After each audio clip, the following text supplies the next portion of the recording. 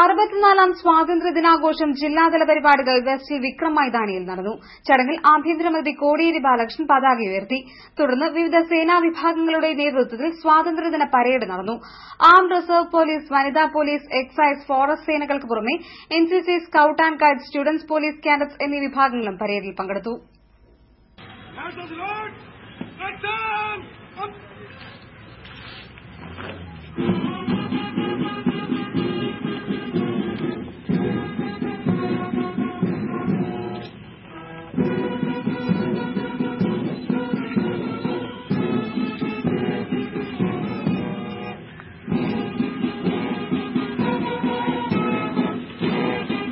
Corporal Abeena നയിക്കുന്ന NCC junior girls army wing.